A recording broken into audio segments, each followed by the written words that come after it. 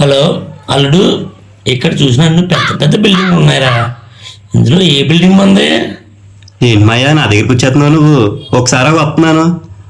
అది పైన ఉన్నాను చూడు, ఒకసారి కనబడుతున్నానా? అల్లుడు కనిపించావు, పైకి వస్తున్నాను. అల్లుడు టౌన్లో మంచి బిల్డింగ్లోనే ఉంటున్నాడు.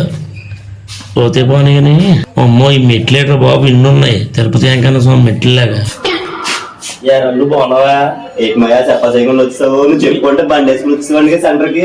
నీకు పెద్ద పనులు వచ్చాను. ఓ పెద్ద పని నేటి దేని వచ్చి సంచలేముంది మాది ఎంతమంది వచ్చేది? సరే కూర్చోను ఇక్కడ. సరే నువ్వు కూర్చో, మంచిగా చల్లగా తీసుకొస్తాను, చల్లబడతావు. పోనీ కానీ అల్లుడు మంచి రూమే తీసాడు. ఏంటి మాయా చెప్ప చేయకుండా వచ్చావు? ఏదో పెద్ద పని పెట్టినట్టున్నావు నాతోనే.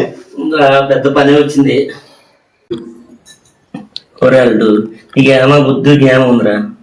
పల్లెటూరులో మామ ఉన్నాడు, పెళ్లి చేయాలని బాధ్యత ఉందిరా నీకు. పల్లెటూరులో పడి ఎడుతాను, ఒక అమ్మాయి సెట్ అవ్వలేదు. ఈ టౌన్లోకి వస్తే ఏదైనా అమ్మాయి దొరుకుతుందని వచ్చానురా. నువ్వే నాకు ఏదో చిన్న సంబంధం చూసి ఏదో పెళ్లి బాధ్యత తీసుకో. ఏంటి మాయా అంత మాట అనేసావు? మన గోదావరి పట్టణంలో అమ్మాయిలు దొరకరైతే నీకు పెళ్లి చేసుకోవడానికి. నీ పెళ్లి బాధ్యత నాది, నాకు వదిలేసే. ఇవన్నీ కాదు కానీ నీకు వంట చేయడం వచ్చా? ఎంత మాట అన్నోళ్ళు. వంట వచ్చా? నేను చేపల పులుసు పెడితే ప్లేట్ నాకేస్తావు. అట్ట ఉంటుంది అంతోనే.